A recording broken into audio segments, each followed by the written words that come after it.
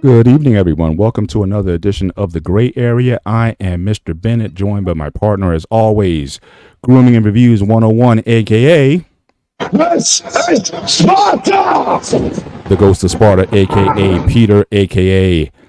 Panayotis. Yasu, my brother, what's going on? What's going on, my man? Hey, we're getting better at this. Yeah. Yeah, All right. I don't know it's about all you, about but teamwork. I'm getting a really bad echo. Really bad echo. Let me double check my settings here. Hang on. Talk while I'm trying to figure this out. Okay. Yeah, it's coming in. All right, how's that now? Yeah, it went away. Okay, cool. All right. So, We're back. how was your weekend? Let's go start with Weekend was pretty good. I went did some self care. I went for that deep tissue massage. You get massages? that.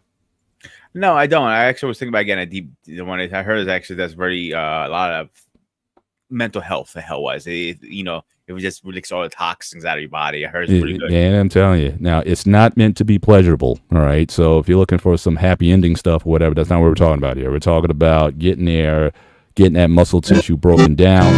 Yes, definitely. Get that muscle tissue broken down, and get rid of again those things. Again, I do a lot of heavy lifting, and so a lot of times those muscles get tight, get those knots in there, so it's not comfortable. And I know when she gets, especially to my calves. I mean, she just destroys my calves. I'm biting down like on a towel. It's like, but it's necessary, to work a lot of that stuff out. So yeah, if you haven't had one, treat yourself and get your work done, get your neck cracked and all that good stuff, get the spine lined up or whatever. I think it's good, definitely, especially you working a job, you stand on your feet all day or whatnot. I'm sure you put some demanding hours in. So definitely. I think it's something worthwhile to invest in yourself in that manner. But again, we want to thank everybody for being here tonight on the Gray Area. Again, as you see at the bottom of the screen, you see our Cash Apps that are scrolling at the bottom. So again, we appreciate any support that you give there. But more importantly than that, support the BMU Network. And tonight, coming into it, the Queen, as always, take heed to the message. Has just given us a $3 super sticker. Thank you so much, Queen, for dropping in and blessing us with that. We appreciate you stopping on tonight. We have Lost in Translation, who's also coming tonight. Good to see you, my brother, as always. Salute to you. And, certainly we'll have people matriculate in. And then, of course, the Queen. Lady, yes, thank you. Take you for the super chat. And, of course, Lady Novoa, the Queen, certainly she's in the house as well. Certainly we appreciate you being here. For that, to be here tonight. So again, looking forward to a good discussion tonight. Obviously, we're in the middle of the Olympic season, so I figured, in keeping with the theme, I wore my American U.S. colors here, Team USA. That is actually leading the medal count at this point in the games, and certainly it's always something that I've certainly look forward to, both the winter and the summer games. But I think my favorite is probably the summer games. And so definitely looking to chop it up a little bit about the games and our personal affinity for the games, as well as a little history on the games. Now it's interesting that obviously the Olympic Games, the ancient games, started in Greece, and so I'm gonna yield. I do have some stats and things to show on it. If you need me to, I can go to these, or if you want me to show some of this stuff, and then you can correct me on if there are any issues with the stats that I had. Marcus Antonio Castillo, again, thank you for stopping on through here tonight as well. But if you want to take the floor, since this is kind of in your wheelhouse, the birthplace of the games, as well as the both the ancient games and the modern games. So however you want to take it, give us a little history, a little, break it down for us in terms of these games and what they meant. Ours started in ancient Greece. Actually, was right in the middle of Athens. I visited the old places, the old stadiums that used to compete there. So back then, it wasn't about the best shoes, the best clothes, the medals. It was the honor of being the top. So you understand, it was no like different countries. It was like literally, it was just people just showed up. You won a stamp over your head. That's what it was. That little olive stamp was. What's it called? What's it called? A stamp. That's A what we stem. call it. Yeah, that's what we call it at least. I'm not sure what the English definition is. Like a little crown, pretty much. Think of it. Yeah, But yeah, it yeah, doesn't yeah. go around when it goes halfway. That's what you're going for. Is the best of the best. Simple as that. You didn't have any medals to show, or sneakers, or steroids to say, "Oh, hang on, I can do fight 60 rounds or whatever." It was none of that. Right. So now here's the biggest argument. I want to get this out of the bag right now, and I have this debate with a lot of people. Some non-Greeks are on my side, some non-Greeks are not on my side. Like, you might disagree with Greek. So some people still feel the Olympics should still be in Greece. Okay, and this is not only coming from Greeks. I'm talking about non-Greeks to say that. Some people think the Olympics should be the way they are now. Okay. Personally, as a Greek, I am biased. I'm not biased. I am split two different ways. I feel, yes, this should be in Greece because that's the foundation where it came from. But I do understand why they have to be, at different countries every 4 years to make it fair for everybody. So I'm split in different ways. So I don't know how I feel about going back to Greece. Okay, I'm not going to lie to you. I do feel a little as a very proud Greek when they did go back to Greece that 1 year. And I'm not saying that was the best Olympics we ever had. Right. That was 2004, by the way. Yeah, one of the better ones, I feel. Again, I might be biased on that one because, again, no. the Spartan even comes out once in a while and says, like we say, like, this is Sparta! It comes out once in a while. So I can't sit there and say to you with a straight face, tell you, well, I'm not biased at all. This and that. I'm not gonna bullshit. I am a little biased on that. So I would say that. So, but that said, one thing I will say on top of that is the games have changed so much over the years. Yeah, like it's not nowhere near it was. Like they're having sports, events now that I don't know if I consider them sports. Some of them too, to be honest with you. I don't know if this added it yet or they're going to add it. Ping pong, for example. I don't really consider ping pong as a sport. Or was it even an event? Oh, you want to chop? Okay, so if you want to chop that up, because I've been in sports debates over the years in terms of what is and what is not a sport. So maybe we could start the conversation on that. What then, in your view, what defines a sport? Because again, you have sports, you have games, and you have pageants. Okay, so again, different levels of different competition. But in your view, what makes a sport? That's a rough question and a very hard question to answer too, because it could be a lot of things. Obviously, one, I would say team is a sport, something you have to do with a team. But now you're telling me, okay, boxing, for example, judo, that's not a team sport. So something physical. I would say definitely physical. But I don't know if I consider like ping pong physical, but tennis is a physical sport. Volleyball is physical. Something very physical, I would say, is a sport. Man, what is that called in the ice thing? They jump in the little canoe thing. That's very, what I'm talking about. They made a movie about that a while back. But the bobsled? Yes, that's very physical. It doesn't look like it on TV, but that's very fucking physical. Even those, I'm not sure what it's called. They push the little thing and they use the brooms to sweep the broom floor. Curling. Curling, thank you. That is a physical sport, but people don't look at it. But ping pong, I don't know that I can consider that as a physical sport, man. There's a lot of things. Now they're adding some other stuff too. I'm hearing lately. They're gonna be adding like some of the X Games stuff in there too, like skateboarding. Okay, that's a physical sport. I'll give them that. Now, BMX, again, that's a physical sport too. Racing, I heard, they want to add that eventually too. That one, I'm going to be a little biased too, because not biased. I'm going to phrase that. I'm like a little split in the middle because I don't know if it will be. You want to consider that sport because that is a motor vehicle you're acting in, not something physical. I consider a sport physical, but again, then you have those race drivers.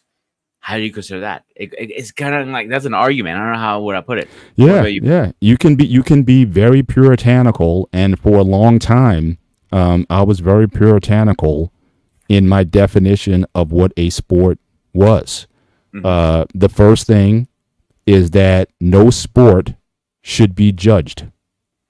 In other words, you can have rules to the sport, but the outcome should not be based on judge. So gymnastics or anything where they hold up the signs, 9.5, 9.6 or whatever, if a lot of it is going to be up to interpretation of a judge to determine your score, I don't think that's fair. I think you need to have absolute ways of judging things. So, okay, so what is a score? So in football, we all know what a score is.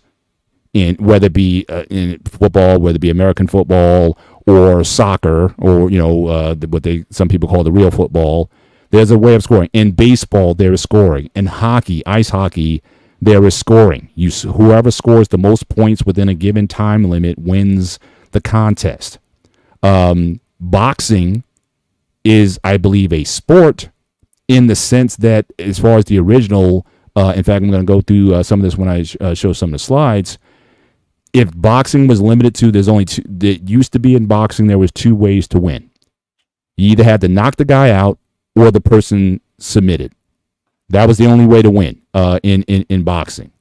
Okay. In that, you can say it's a sport, but certainly, I follow boxing, in MMA and all these. How many times have we seen these bogus decisions where a guy clearly won the fight, but then the judge says, "Oh well," and the winner and still champion is like, "Wait a minute, I won 8 out of 12 rounds, and yet you give this guy a split decision victory or whatever." So is it a sport then?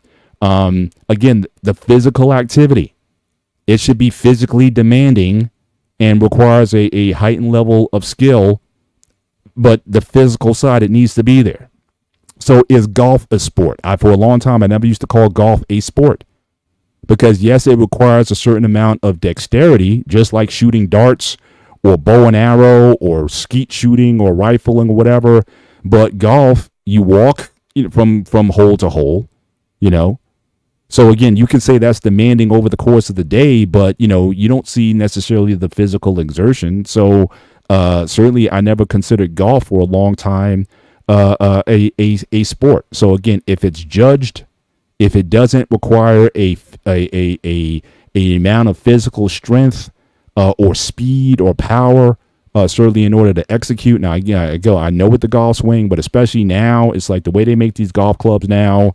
You can blow on it and drive it 300 yards with the graphite stuff they have now. Again, racing, as you mentioned earlier, is that a sport? Because again, you're operating a vehicle. And nowadays, we talked about this a couple weeks ago on the car show. These cars, you don't even drive them anymore half the time. Like everything is in the steering wheel. The shifting is in the steering wheel. The power boost and all that kind of stuff. So is that a sport? Is horse racing a sport? Because it's the horse that's doing the racing. You're just the jockey on the top. But certainly, is it a human sport? I'll say that much. Is bodybuilding a sport? Now, this is a big one, since I certainly know a lot of people in that community, and certainly they're very defensive of it. Or is it a beauty pageant? A lot of people argue that as well. Here's my issue with that one. All right, I'm big in it also. I know a lot of people in the industry like yourself. So a few years back, there were actually thinking about it, putting bodybuilding in the Olympics. The reason it never went through is because half these guys are not simple. And who doesn't know what not means? It means natural. Correct. So, like I'm looking at the events right now. So archery, I don't think that should be. I don't think that's a sport. I think that's a skill. But it's not a sport. Yeah. Yeah. So archer's in here. What was the other one I saw? Badminton. Yeah. Yes. It's kind of like tennis. Is there exertion or not? To me, it's more of a game than a sport. But again, I know. Look, if you and I got into, everyone thinks you can just go in there and just give me a paddle. I could just play a world level competitor. No, we couldn't. But is it a sport? I guess there's some physical exertion to it. I think there's strategy to it. You have to be able to move. But it's marginal. Okay, it's not automatically what I think of when it comes to sport. But I may have to get, if I'm going to say tennis is a sport, then I may have to give badminton a sport, especially when you see it at the high levels. So how do you feel because they call it here table tennis, but it's actually ping pong. We know Ping it pong. as.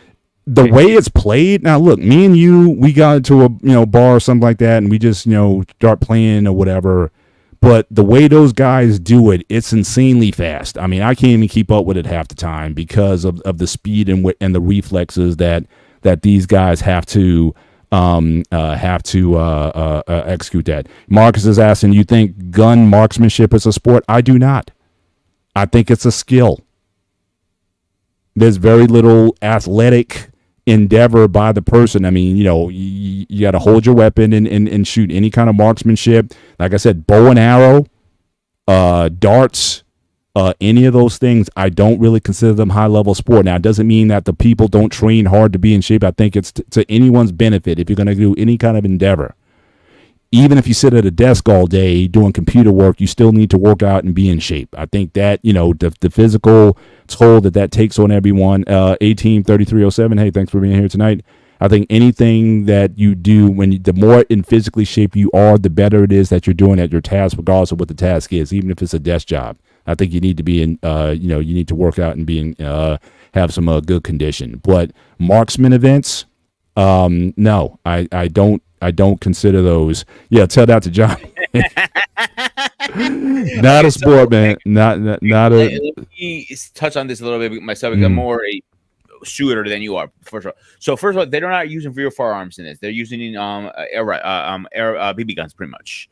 So it takes away from a lot of it because of the safety reason. And I do understand why they cannot use a firearm. Okay, I'll give them that.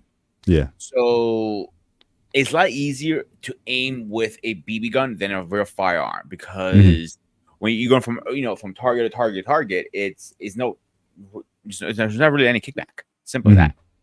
So second, they do a little bit. They don't think they're just going up there to the target going.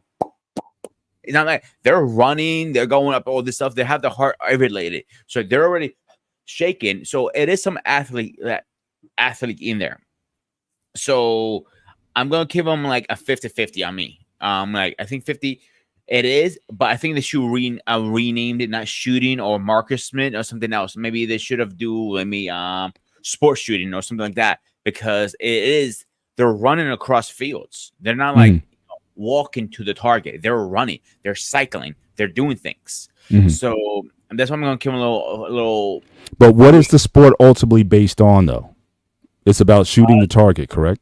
So let's see what it says here. I have it up right now. Let me find it. Let's see how they break it down.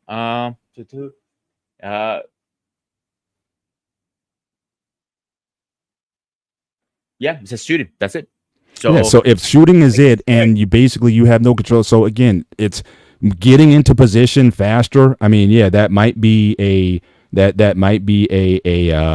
certainly part of it. But again, ultimately, you're based on your ability to shoot that target. And so that's why I said I think they should rename it from shooting to something else, and maybe be more and broken down a little better. Because now these debates are happening, and sports shouldn't be like, is this a sport or not? Like, here, a good example: cycling, freestyle, BMX. That's on the ramps doing. Yeah, that's a judged event. So again, I know they have criteria for scoring and whatnot, but at the end of the day, the difference between gold and bronze, or not even medaling, could be a fraction of a point. So if someone didn't like your aerial or whatever, I mean, you did the 360 just like the other guy did. Are you going to come up with the same score? But if you're going to be judged on style points and all this other kind of tricksters and things like that, based on what a person wants, again, and I love this stuff. I'm not saying that that they should not be in the Olympic Games, and I don't think that that these folks don't train hard their whole lives to get to where they're at. I'm not saying that, but I think if you want to talk about in the spirit of true competition, I think you have to have objective scoring. It doesn't matter what it looks like. In baseball, a home run is a home run if the ball goes over the fence, inbounds, or if you run around the park, inside the park, home run, it counts as one run. Regardless of what your swing is, how far it goes, if it goes 300 feet or 500 feet or out of stadium, whatever, it's still a home run. I think having objective levels in scoring I think makes a big difference for me. And like I said, boxing, I've loved boxing my entire life. And every year, boxing shoots itself in the foot because all of us see a bogus decision. Guy won 8 out of 12 rounds. He should have been the champion or whatever, but because some judge got paid off, was the fixes in or something like that, and somebody decides to give it to the other guy. And so again, I can't. So Marcus Antonio asks, you think sumo wrestling is a sport because they aren't in amazing shape, but they definitely going to wax off some people. No, it is a sport because those guys are incredibly fast and incredibly strong. These guys train for that split second, just like an offensive lineman in football. Those guys are in shape, and you see a lot of these offensive linemen, 350 pounds, running sub-5 40s and 40-yard dash. So, yes, those guys are definitely in shape, and certainly would even put an NFL lineman in there, and they would do damage to them. So it's a skill, and yes, those guys, don't let the size fool you. These guys are incredibly strong, incredibly fast, and they train that way. So I absolutely think that sumo is a sport, and there's also objective scoring. You knock your guy out of the circle, you win. So yes, absolutely, sumo wrestling is a sport. I'm gonna back Paul on that one too, because people don't realize these guys from the outside, they look obese and overweight and all this stuff, but they're actually have a lot of muscle behind their techniques and everything. And so don't think they're like these guys who love to sit around, eat, and play video games. Like I said, these football players. Look at the average offensive line. The average offensive lineman in the NFL is like 320 pounds. So again, those guys got, Jarrell Miller got robbed, and so did Loma. okay. So we disagree on that one. But that's what makes it difficult. But that's why I always say, if you can knock your opponent out, go for the knockout. Don't leave it in the hands of the judges to make the decision, especially if you're in another person's country where that guy's the heavy favorite or whatever. All kinds of things happen. So, but boxing has shot itself in the foot on too many occasions with these bogus decisions. I totally agree with you. Like, okay, let me ask you this question now, Paul. Fencing, do you consider that a sport? I think it's more of a skill than a sport. I understand. Again, there's footwork involved. There's positioning. Certainly, that is involved. I would say it's marginally. I would have to mark it in the category because of the footwork.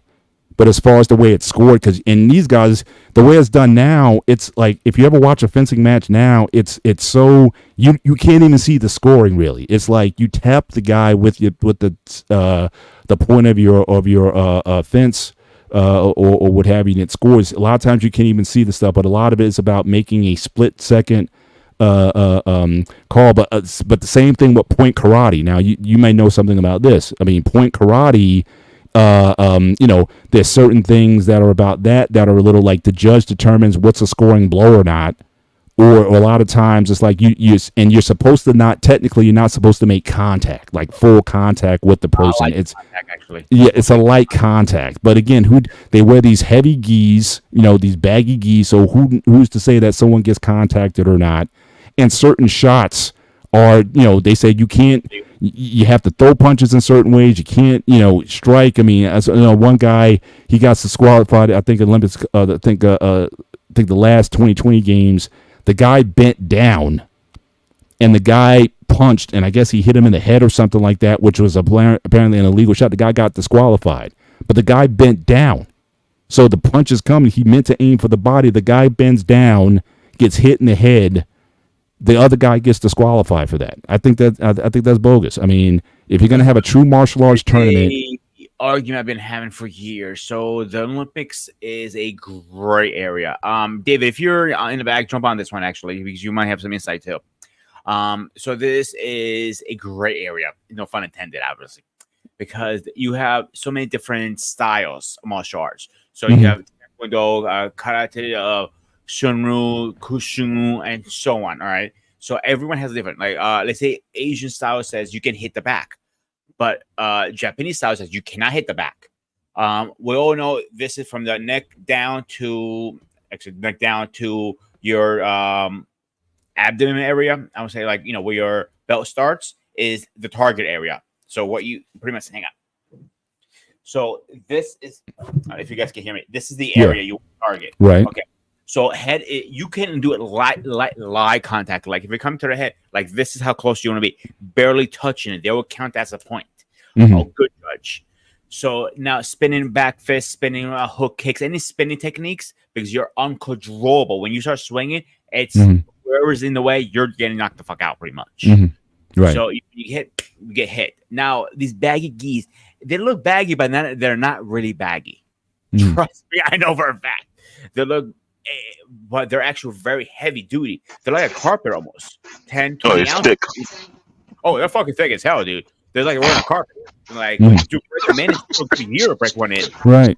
But I mean, listen, I like now the first real martial arts term I saw in 1975. If you ever find an old video called Fighting Black Kings, it covered the 1975 Kyoshi martial arts tournament in Tokyo, Japan.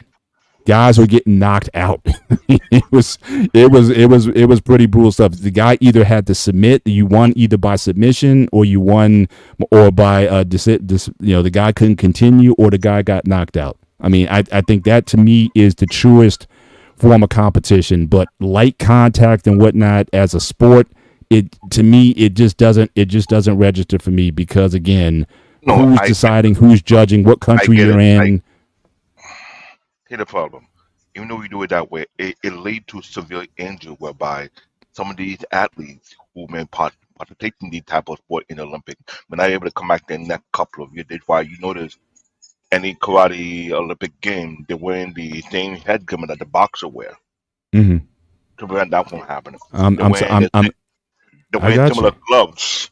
So it's all about scoring a point. Now, if you want to get in a complete full kumite, full contact competition, it will not be in the Olympic because Olympic all about showmanship.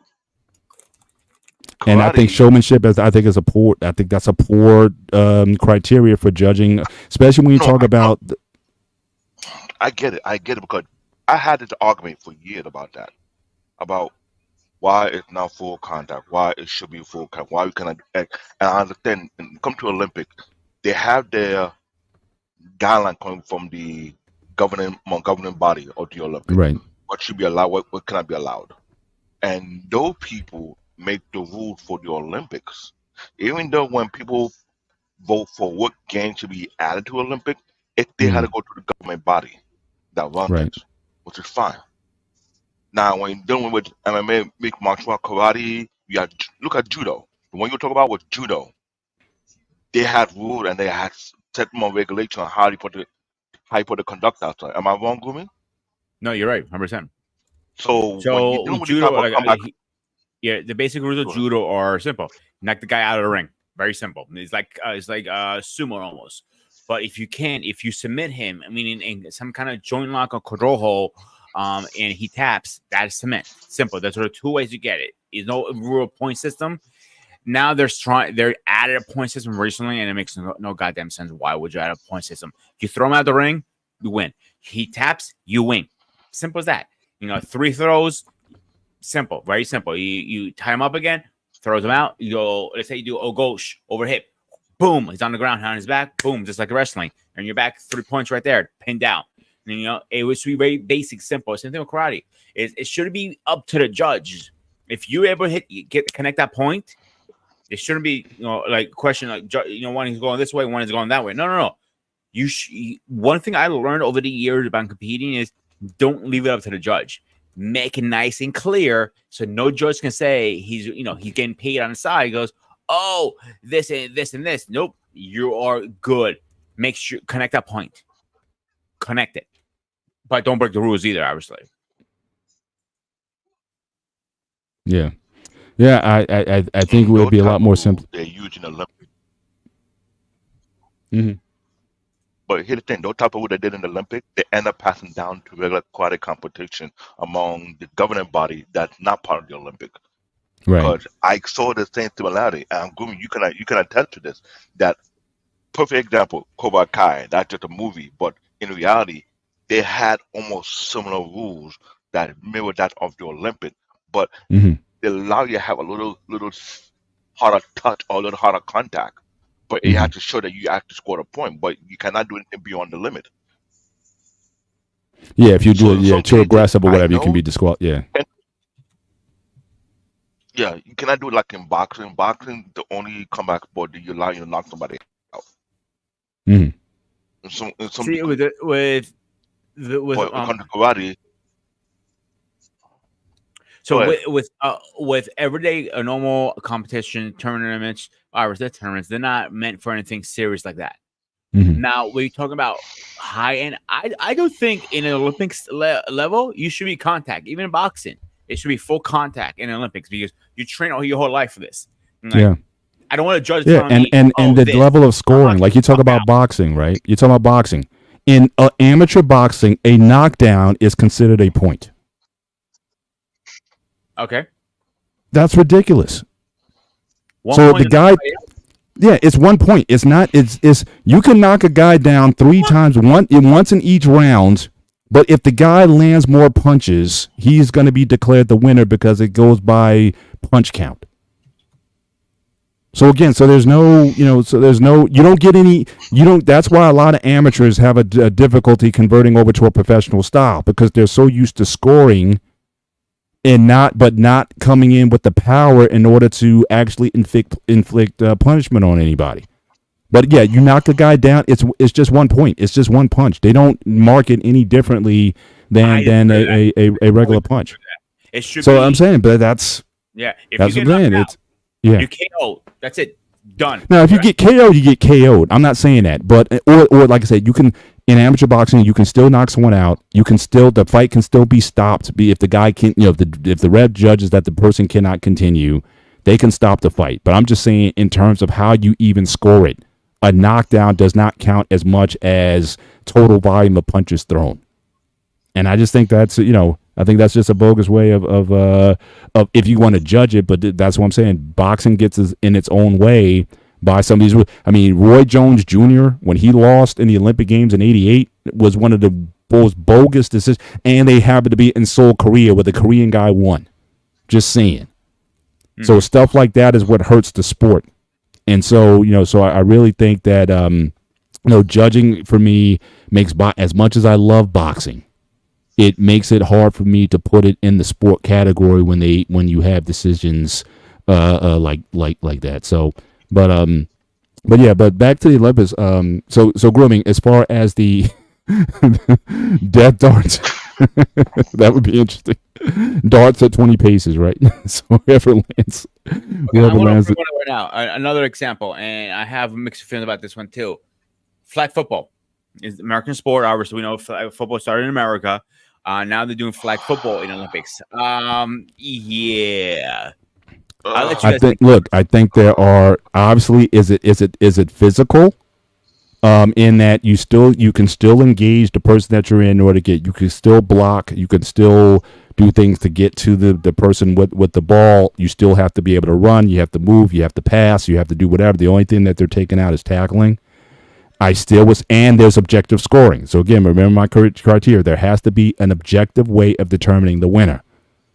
Football, whether it be flag football or tackle football or whatever, you're still going to have that objective scoring. I would say yes, it's still a sport, but they took a lot of the, obviously the tackling, which you get no credit for. The bottom line is you stop the forward momentum of the player.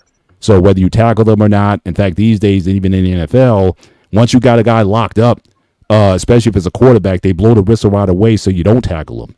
So in that regard, even, a lot of people say they don't like American football anymore because they say it's gotten too soft, trying to protect all these players. But when you got billions of dollars invested in players, they're going to have these additional rules in. But I would still say flag football. I would still say it's a sport. Now, what's not a sport, and again, I love it. It was just introduced this year. Breakdancing is not a sport. I'm sorry. Neither is rhythmic gymnastics not a sport. Neither is trampoline a sport. I'm sorry. None of those things are. I love it. I grew up in the streets. I remember the cardboard box doing the spin on the car. I love hip hop. That when hip hop was good, right? When you had the graffiti art, you had the rap, you had the break dancing and all that. That's I actually rap. remember that in Greece too. That's rap to me. So I'm with that. But it's not a sport. Mr. Bennett, you know you're talking our egg when you talk about breakdancing. I'm just saying it's not a sport. Come on, David. You know, No, it's not a. I understand it very well. When I heard about it, I could not wrap my head around it. I was like, oh God. It's a competition. I'll give you that. It's a competition. But again, how do you determine a winner? Someone does a head spin. You do a head spin too. Who wins that? Are you judged on your choreography or your you know, how do you judge that? I mean, as to determine a winner.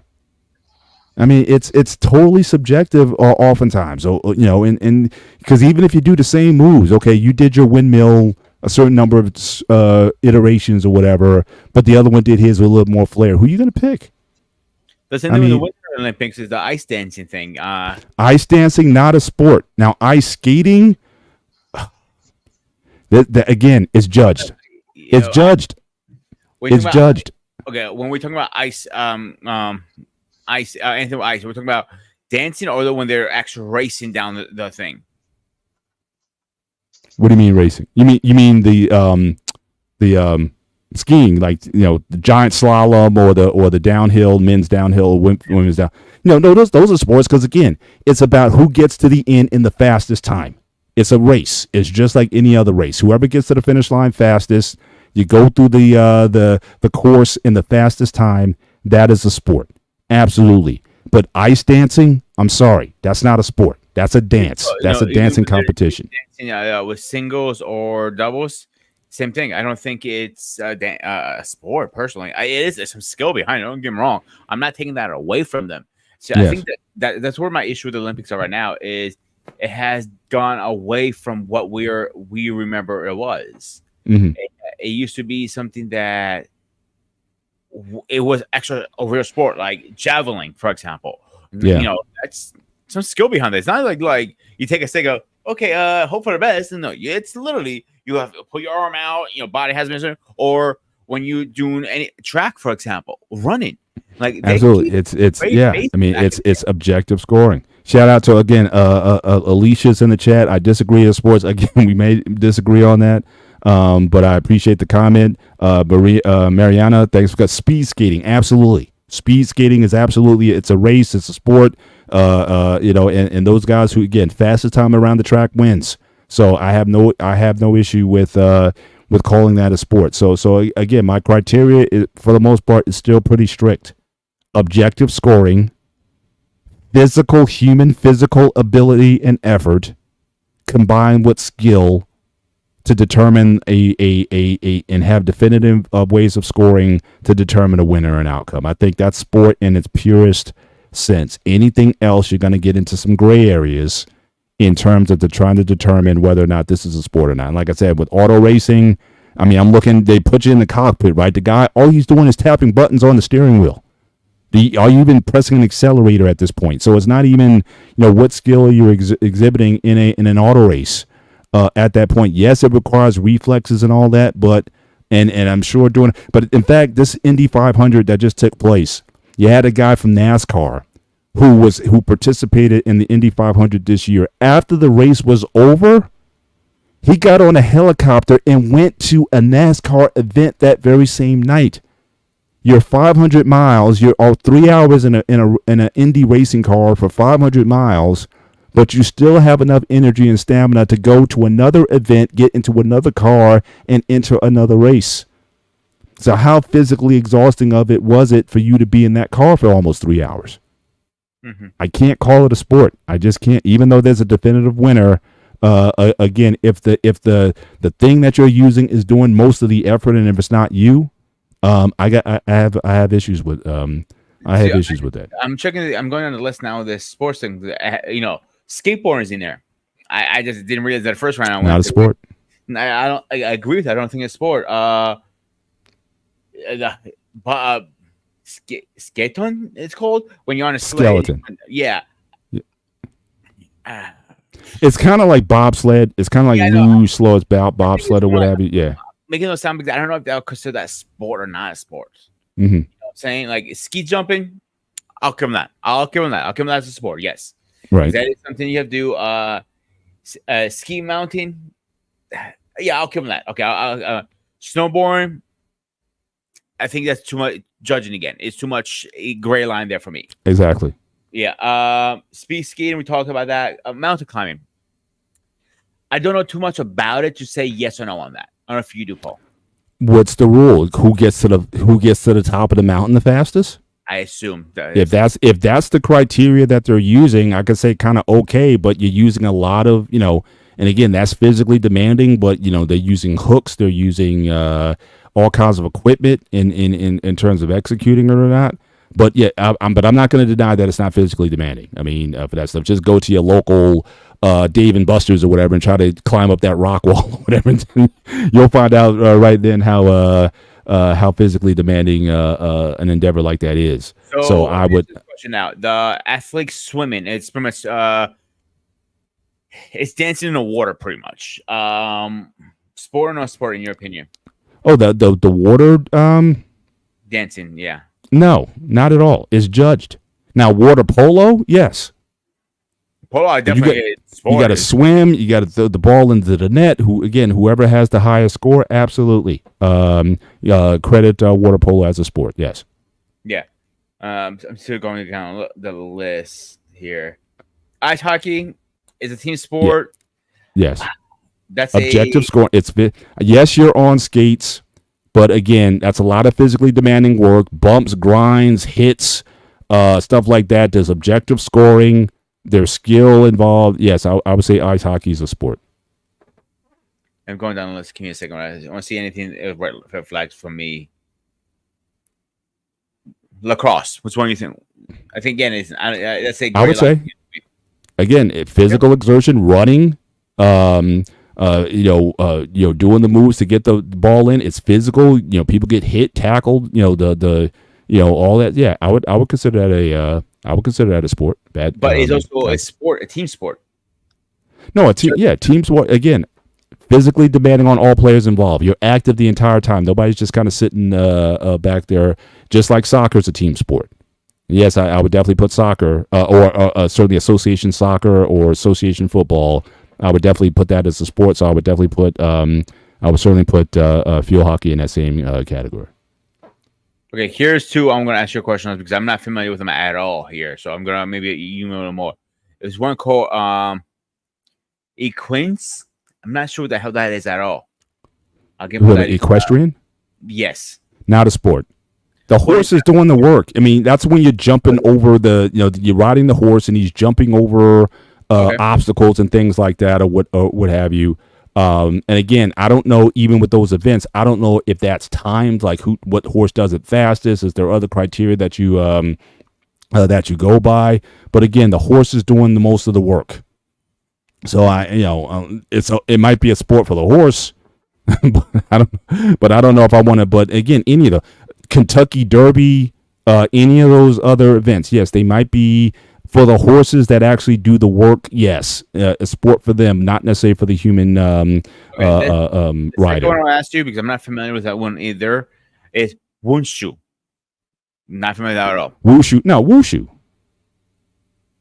That's the stuff with the stylized, the guy doing the martial arts like Jet Li and those guys. That's the rhythmic. You're doing you're going through your katas basically, right? Okay, that the name threw me off completely. That's why I was like, huh, what the hell? And the last one, I'm familiar with it, but I want your opinion. Diving. No, judged. I mean, what do you how do you objectively score that? Level of difficulty, whatnot. Is to me, it's just like gymnastics. Again, are they athletic? Absolutely. To do what those folks are doing, does it require a high degree of athleticism? Yes, it does. But when you put it into the judge category, athletic contest, I may call it that, but sport, there should be no issues. You can be talking the difference of, again, a fraction of a point could be in the difference between millions of dollars in terms of revenue, in terms of sponsors and advertisements. You're playing with people's lives there when it comes to that stuff. So the issue here, I'm looking at more is also judged by judges, a panel of judges here. Yeah, So, and that's another a great area for me because again, money talks sometimes. They can pay off the judges very easily and very fast, and it has happened in the past. So again, anything with a point system, I don't think it should be in the Olympics. Anything nope, you have someone like you said, point over here, it should be no gray area. It should be black and white. No fun intended. absolutely, yes, absolutely, Simple as that. Like if you knock somebody out, he's done. He's simple. yeah, If he, he even with fencing. Okay, I know you don't consider it a sport, and I will agree with you in a way. But if he comes in and hits you right on the chest, what he's supposed to, and it's a clean shot, that's a clean shot. You can't argue that. Right.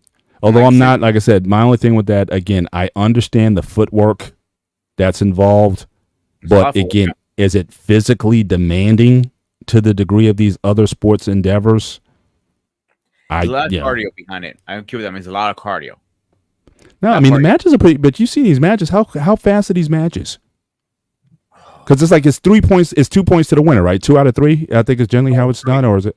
What's that? 3 out of 3. I thought it's 3 out of 3. Okay, so how fast is a match then? I mean, it's quick. I mean, it's not you're not going for hours at a time or whatever.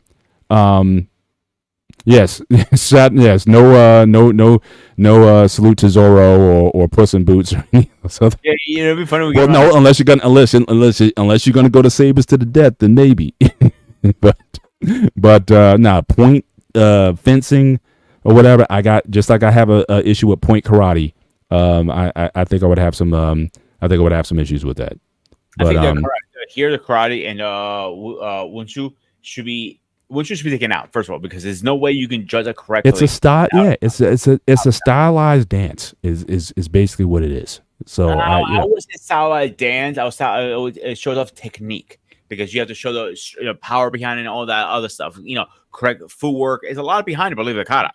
But I have lost so many competitions personally in that tournament is because the judge didn't like me for some reason, or somebody was like, "Great, this is a perfect step." Actually, one year I was competing, and it was 3 judges. One of the judges was my ex girlfriend back in high school, and I was like, "Oh crap!" I'm going like, "You're done." Oh boy, this is gonna win. She gave me the lowest score ever. Gave me a 1 out of 5. I'm like, are you fucking serious? Revenge. And literally, the other 3 judges literally looked over and like, seriously, you giving him like that's. They knew that was gonna be an issue, so they even asked her to step off because that point didn't count. Mm-hmm. But that was I'm talking about shit. It's like 20 plus years ago. But that's what still happens to this day. That's why I don't consider that wrestling. I'll give them that. Wrestling, I'll consider it. 100%. Oh, yeah. Please. Those guys. I mean, the training involved. Those guys are animals, man. Absolutely. And again, but wrestling has. Now, what I don't like is you wrestle to a draw or whatever. Or, if you don't have a definitive pin or number of pins within a certain session or whatever, then sometimes they leave it to a judge to make the call in terms of who they thought did more or whatever. I think that gets species, but the fact that it has objective ways of winning, I would certainly leave wrestling, Greco-Roman, or freestyle or whatever. I would definitely leave that in the mix, no question. Yeah. Some of these are from ancient times. And so like wrestling is one of those. In fact, let's go to that. I have some. I put some slides. I just want to kind of give a bit of a history of the games. So again, we're talking about the ancient games. Okay, so they didn't start in Athens. They started at Olympia. Okay, and they took place from 776 BC to 393 AD. So certainly for a long time, really over 1,000 years, they had taken place. The purpose of the games was to honor the god Zeus. All right, so I'm sure you're familiar with that. Right. Now it's the only feedback I have right now so far is it was a place at Olympia, but where's Olympia? I don't know. It's an ancient site. Olympia But was if you're saying if that true, is Olympia currently Athens, or is that? Yeah, is that it was like the stadium was called Olympia, so that was based in Athens. That's why I Okay. pointed that out. Got it. I visited All right. Years over years and over years is it's called the Stadium Olympia. So that's where it is. So that's the only Gotcha. thing that I have so far. But go ahead. Gotcha. And like I said, and feel free to correct anything that's on the record Yeah. here that's incorrect or whatever. Just go through it. So the Greco-Persian War. So from what I understand, before the Greco-Persian War, people in Greece didn't identify as Greek. That basically they became Greek as a result of that Greco-Persian War. Correct. Other than So- that, they were just citizens within the region or whatever. So everybody was dressed like Spartans was one. Athenians was one. Cretes was one. Their name, whatever the city they were, that's what their nationality was. Mhm. So if you say you're from Jersey, you're a Jerseyan. Right. I guess that sounds kind of right. I'm from Pennsylvania. I'm a Pennsylvanian. Right. You get that point. I'm trying to make this sound Exactly. better than it is, No. but- Go ahead. You're good. You're good. So for Athens, you're Athenian. So Right. it was like that. It was no after the war. Yes, they combined them because Sparta was the big push of let's unite. Because Mhm. Sparta were like you go. If you remember the 300 movie, that's one scene. Yeah. I know it's not a basic true story, but Right. it is in a way some of it. Says they're asking Greeks what you do. Oh this. You're Greeks. That's the problem. He goes, we're Spartans. We're warriors. Let's unite. That's what the Mhm. point of the 300 war was. Right. And after the 300, they realized he's right. If we united as one culture, one country, we wouldn't be fighting with each other as much. Right. So, a peace truce was sent by messengers to all the cities participating in the event, allowing safe travel to Olympia. So again, it was a basically war cease. If there was any gripes or anything going on, basically all that was put down for people to go into the games. Until six. I'm Yeah. sorry, go ahead. Finish what you're saying. I'll ask him. No, I'm just going to the point. So I was just going to go to the next bullet. So go ahead if you had a point. So here's two feedbacks on that. Like that is right. So they had every 4 years the Olympics, like they do now, it's a tradition they cease war. The second time they ceased war was every winter because you couldn't fight. You would die more people. Right. So during winter was like, okay, we'll come back and we'll see you in 6 months. We'll be back. Just go home, do your farming thing, come back in summertime. Let's kill each other again. Mhm. So 4 years, when the fourth year fell, it was 1 year peace because you're preparing for the games. Right. That's how stuff like that, and that's one of those things. It was like, oh, you couldn't wait for fourth year because you knew families coming back, but every year you didn't know when they went out for war if they're coming back or not. Yeah. Until 684 BC, all events were held in one day, but then expanded to 3 days. And then during the 5th century, they were expanded to 5 days. So obviously, the modern Olympics now goes over a course of 2 weeks. But all of this happened. So every 4 years, but in one day, all these events that took place. But I think that's in part just due to the number of events. I mean, we talk about the list of events that have been added, and they seem like to be adding new events every year. So obviously things get spread out over time, but there weren't as many events. So again, every 4 years, and this is amazing to me, that every 4 years for 293 consecutive games, that there was never a pause for war or anything else in that time, that there was never a break from the games in that long expanded history of the games. Whereas, certainly in the modern age, we had World War II, I think World War I think there was also a stopping of the games because of the global wars or whatnot. So, but to go back then and Actually, have that without interruption is amazing. During World War II, they still had the games. Actually, it was very small scale. It wasn't as big as we have now, and she's actually competed in there, and it was like the judging wasn't correct.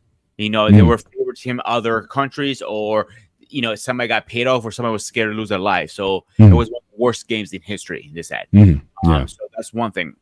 So one thing I will add to this graph you have is, yes, the games were based like that, but people forget also why they had the games during the summer?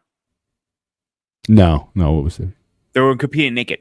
I'm not even joking about that. Well, I'm getting to that. See, you spoiled my slide, man. I was going to get to the naked. That was going to be the big reveal at the end of the game here. So you just spoiled it for me. Go ahead. I'm sorry. All right. So again, participants were to swear an oath to both the crowd and to the god Zeus to honor the rules and to play with honor. So again, you had to take an oath as an athlete to Zeus. And again, 100 oxen were sacrificed to Zeus. Now, this is going to be important later on. All right. So again, clearly there was an element of these games where it wasn't just about people getting together for sport. Again, it was to honor Zeus. So again, religion was a part of this. So again, I know people today talk about religion and the impacts of today or whatever, but it's always been part of the games. It's certainly even in the ancient games, religion was at the heart of the event. And again, before the games began, 100 oxen were sacrificed to Zeus as the games started. All right, so the first and only event of the first game was a foot race called the Stadia. And it was ran over a course of, now it said 600 Greek Olympic feet. I don't know what the measurement system was back then. I doubt if it was the imperial system as we measure today, but it was basically just a race. And again, as we talk about sport, what is arguably the purest sport that you can compete in, and even today, what sports are the most popular, I believe, at the Olympic Games is the track and field events. So again, we had the 100 today. Shout out to Noah Lyles, won the first time since 2000 in like 20 years that USA won the golden 100 meters today. But again, pure sense, all out effort, run as fast as you can over that course to the end, and that was the word. And now the first one again, I had I was going off of the slides. Corios from the city of Ellis was the first Olympic winner of that grooming. I don't know if you have a feedback on who that person was, but I think, at least according the name is Coribos or Corios.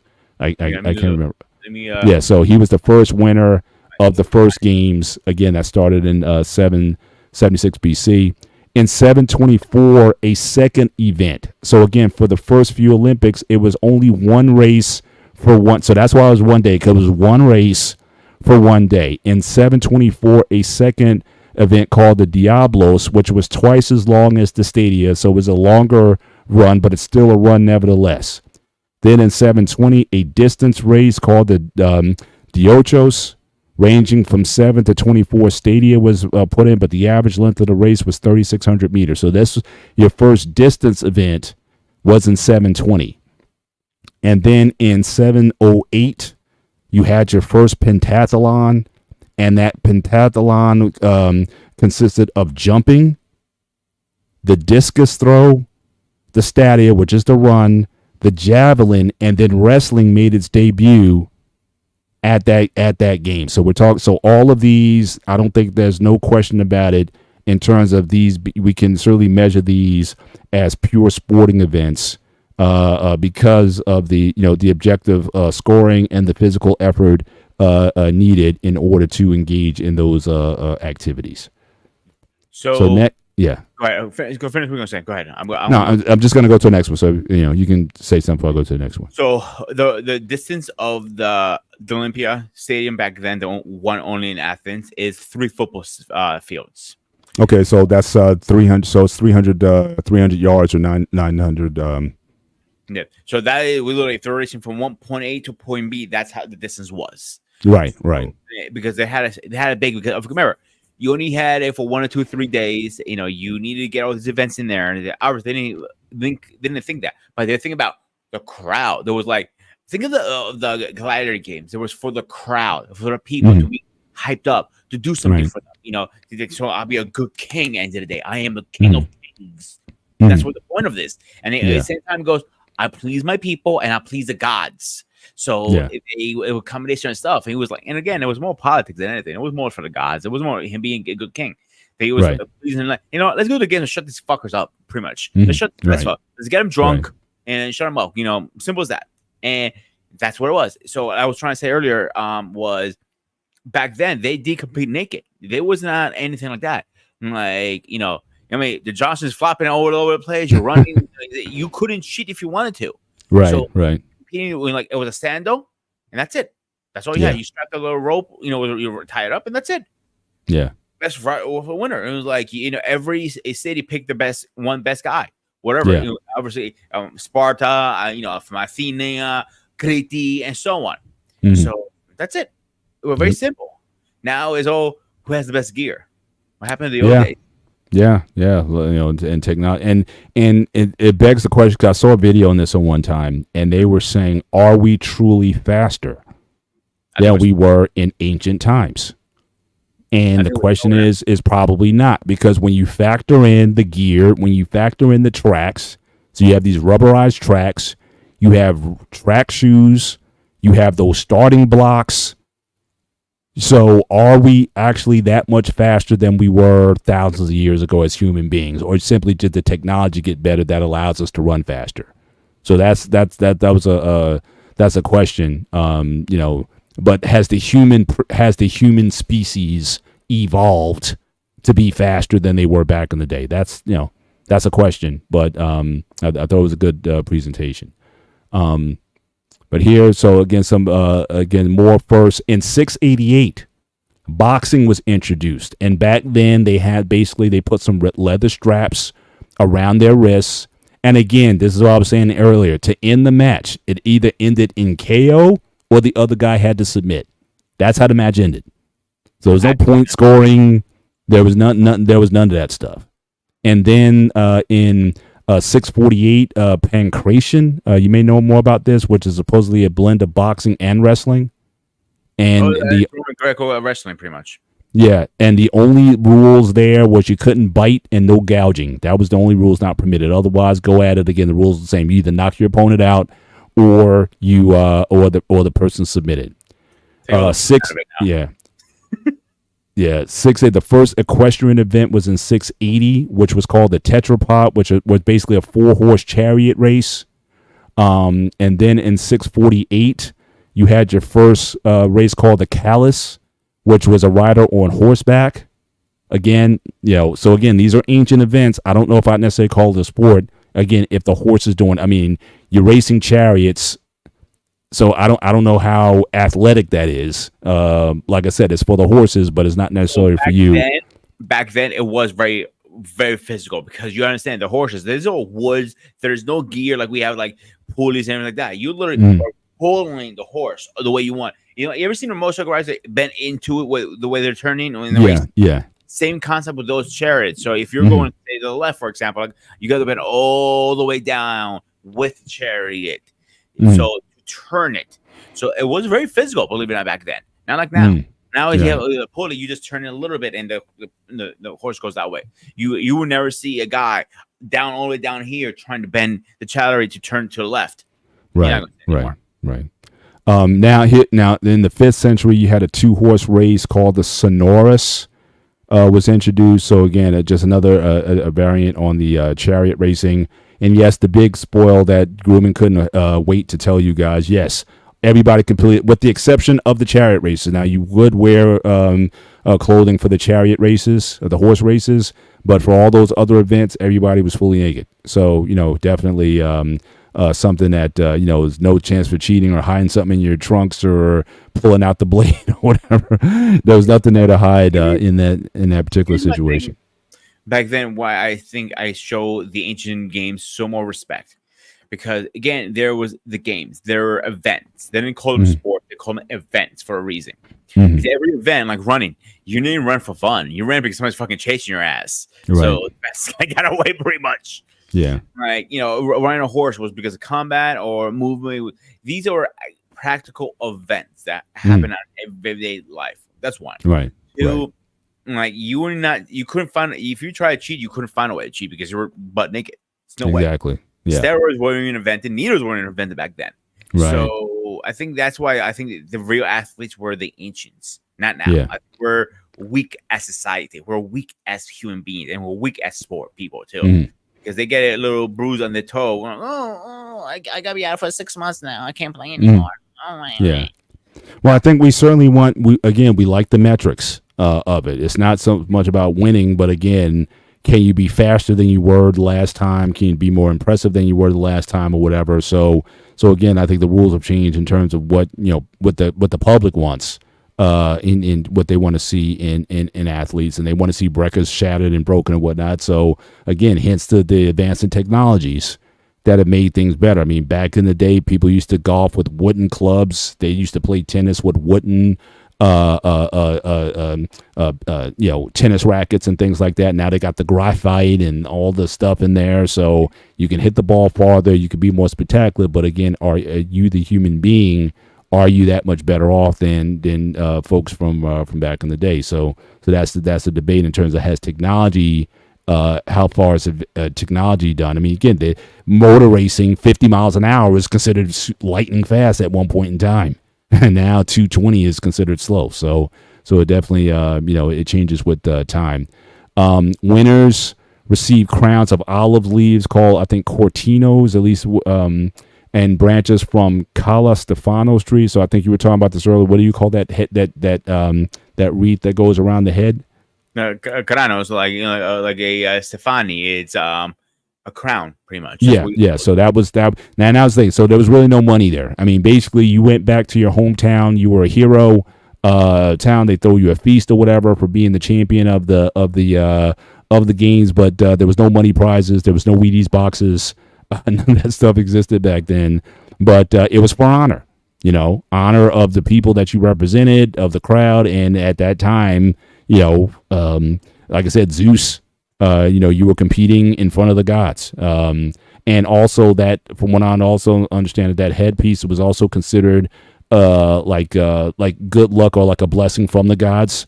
So you went back with the idea of believing that you had the blessings of Zeus by wearing that head piece, and so that was part of it. Events overseen by judges trained in Ellis. All right, so that was sort of the governing bodies there. Women could not compete in the games, and married women could not attend the games, which kind of makes sense, because why would you want your married wife to be looking at a bunch of naked men at the time? So I can kind of see some husbands like, nah, baby, you stay home for this one. When Greece came under Roman rules, the games expanded beyond Olympia. So again, I think it got a lot of popularity in the Roman Empire, where the games moved beyond that. So again, the point that you were arguing earlier, that some people believe that the games should remain or always be in Greece, but even the Romans took the games outside of Greece and expanded their reach in terms of where the games were played. So did you have a comment on that one? I really don't, because from my understanding, that never really happened. Maybe I'm wrong. I'm saying I know everything about Greece because there's some information I don't even know. I'm not a historian, so I will come back to that because I don't know, to be honest with you. Right. But look, I have the same question for you, like I ask everybody else. What's your opinion? Do you think games should stay in Greece traditionally, or should they be travel like they're doing now, go to different countries every 4 years? What's your personal opinion?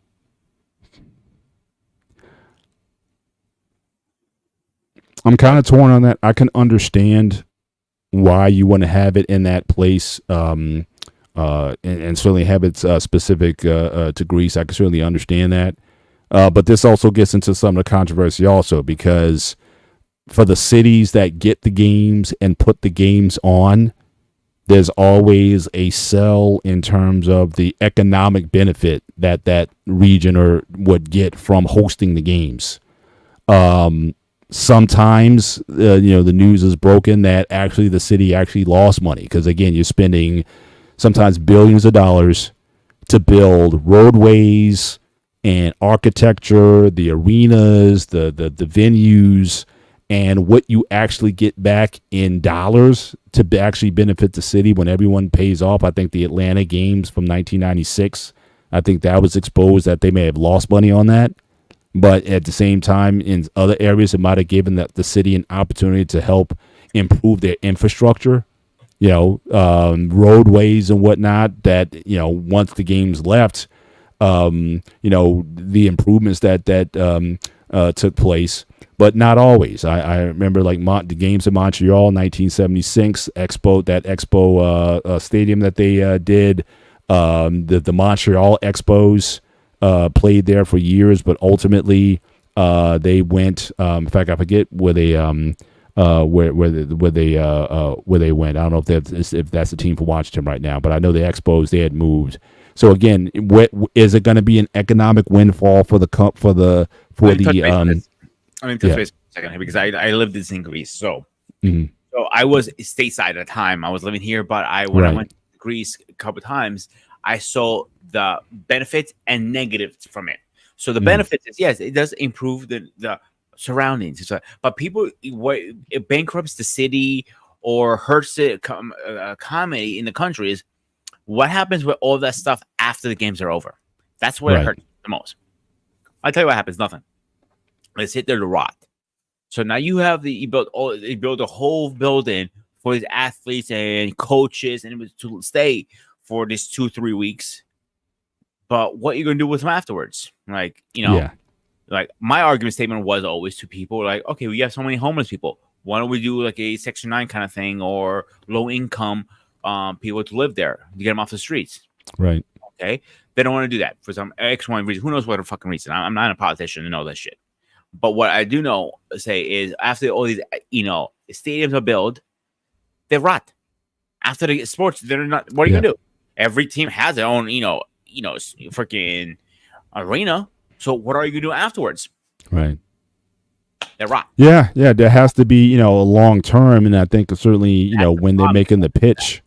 When they're making the pitch for the games, I mean, I think that's part of, that's the question I think a lot of people are asking, because, again, you're asking for, and a lot of stuff being done with taxpayer money. So it's like, again, what's going to be the return on our investment if we decide to invest all this money into the games? Now, that being said, if they were in Greece, you would still have the same issue, right? I mean, you would have to justify Greece putting in these resources unless you have another business model in terms of how that could work. So if they keep it like the ancient years, like every 4 years back to Greece every single year, so not really, because you use the same buildings year after a few years. If you do every 4 years, now you go from country to country. So this year is in Paris, or whatever you want to goddamn call it. Only one of the worst, my personal opinion, but I'm biased again. But if you keep going back, then you go. What's next year? After that is LA, isn't it? Am I mistaken, right? Paul? It's either 28 or 32. I got it right here. So the 24 Paris, Montreal is 26, 28 is LA, and so on. So let's talk about LA, for example, okay? Because we're from here, so we know a little bit. And it's overcrowded. So all those stadiums are going to be built now, or something, right? They're going to, move everybody around. They're going to do whatever. They're going to get people, if they'll, let's say their houses there. You know what? Sorry. This comes first. You got to sell. We're buying your house. You don't care how much worth it. Here it is. Get the hell out. We're So a lot of that does happen too. So now, after the games are over, what are they going to do with those buildings? Again, nothing. There's no plans afterwards. That's the same problem. But now, if you go back to let's say this year, 23 was in Greece for argument's sake. All right, 24. Right now, you go into next year is 26. Back in Greece again. You use the same building, you just keep up the maintenance with them. Okay. Then the next one is is 38. Again, you keep up with the maintenance. Okay. So every 4 years or backwards, you still have the flow coming in of money every few years, because you got a lot of tourists coming in too. Don't want to watch this game live. Right. So yeah, it's like I said, it does. It's certainly on a lot of levels. It would certainly make sense, but I think certainly, and again, this gets into the politics. Well, not so much the politics, but I guess more so politics in the sense of the money involved. Like, again, I mean, a lot of these cities that bid for the games, there's millions of dollars that's put up to the IOC and their board members. There's a lot of schmoozing that takes place in order to get these guys to vote, because ultimately it boils down to a vote, right? So they have the associates who's going to vote on, and what is, as one of the voters, what is going to be your incentive to vote for a particular city? Is it just because you like the city better or whatever, or you think there's an opportunity, or are you getting compensation? I'm not calling anybody out, but there have been accusations certainly in the past in terms of compensation by these guys when it comes to who gets the games and whatnot. Here's the city that had a clearly better overall package for what they could do for the games, but you mean it went to this city? Like, what happened? So I think that that's an issue that's been called out, or it gets called out every few years as far as the corruption, especially in the IOC and in its board members and whatnot. What's 100%. that? It's a lot of corruption. That damn thing. Yeah. Because, Yeah. If I was me, I would be like a game plan. Like, tell me why we should bring the Olympics. Like, they, have a big PowerPoint. This is gonna help our country for this way, whatever. Okay, I can understand, but there is no. It's like, okay, how much are you gonna keep me? And how much? And now it's brony. And how much are you gonna blow me? Yeah. That's what comes down to it. So, Yeah. one thing I am very happy so far, and I'll be fuming if they actually take this away from us, is the Olympic flame still leaves from Athens. Yeah. It's still, that has not changed in I don't know how many years. Right. Right. And that thing I'm very proud and happy about. And it is actually a group that it runs that you cannot just be anybody. The same way they did it back in the day. The ceremony is still the same way. The only difference is those people are bones to dust is gone, and now we have more modern people. That's all different. Right. And these women actually worked their asses off for 4 years to do the ceremony, and then you have they usually do for 8. I think it's 8 years straight. Then they step down, have somebody else come in. I'm not sure exactly.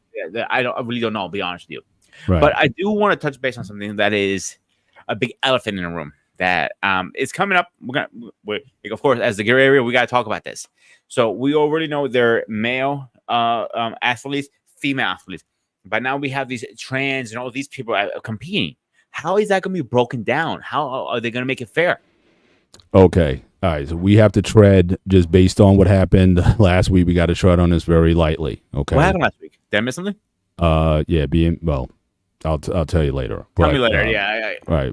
So we got to tread I'm not lightly. I don't try and beam you or myself in trouble. We're streaming 2 channels. Right. So we got to tread lightly on that. But certainly, look, it's obviously it's becoming a growing issue. But I think overall, it's just it's. Now we're talking about politics on another level now. So again, we talked about the politics when it comes to the IOC and its board members, who gets the games and money and that sort of thing. I think that's pretty safe ground to tread on. But now certainly the Olympics has become a place for, I guess, a lot of these social discussions that we're having regarding rights of individuals and things of that nature. It's definitely people are making political statements. Certainly with this. Now again, I must say this. The Olympics is, in a lot of ways, has always been a place, at least as far as I've been watching, as long as I've been watching the games, it has always been a place for political statement. Okay, always. And that goes back to, in fact, I was going to just continue with my slides here. Before I go there, I just want to finish out this deck here, and we can go on with it. So again, why did the Olympic Games, the ancient games, end? The games came to an end, banned by Theodosius I in 393 AD, and again by Theodosius II in 426. Basically, at this time, again, Rome is basically in, Greece is under Roman rule at this point. And again, in order to spread the advance of Christianity, because we talked about all that history earlier, these games were started as certainly an homage to Zeus. And all those ceremonies and all those actions that they did, the animal sacrifices and all those things were done, so again, there was a religious element to the games.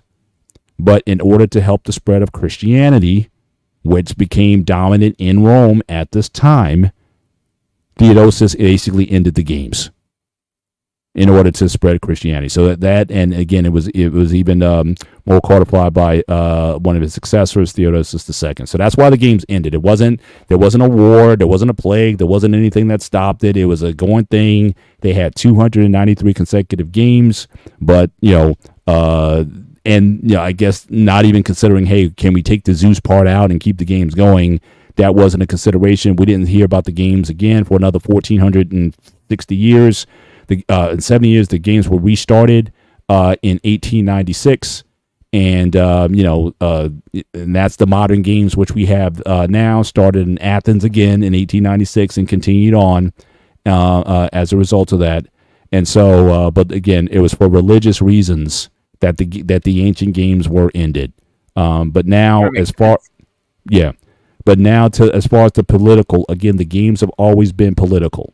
And certainly as an African American, as a black man, it's always been a place for making political statements. So one of the biggest political statements was made at the games, certainly. And again, this is the guy who, So again, Theodos is the first who outlawed pagan celebrations, including the games, as a part of the wider political program against pagan religion. Theodosius the first considered the games to be pagan and wanted to promote Christianity. So again, so that's why they that's why they ended. You can sort of take that where you want it. But again, as far as the politics of it, you really think about it, what they're called the Olympic Games, all right? From Mount Olympus, all correct? Right? And Mount Olympus, it comes from Zeus. That is Correct. not a real god. Let's be straight up here. He's made up from imaginations. Right. You know, Jesus Christ and God is a real God, our Savior. Right. And he I got you. You want to sit here and say, "Oh, he's full of shit." Yeah. Whatever you want to say, you can argue whatever you want. But in a way, that makes sense. He wants to push Christianity. So I say in the Olympic Games, you're still promoting Mount Olympus. So you kind of think, and it makes sense why he banned it. If you really think about the theory behind it, yeah, it makes sense. You might not like it, but it makes sense. Right.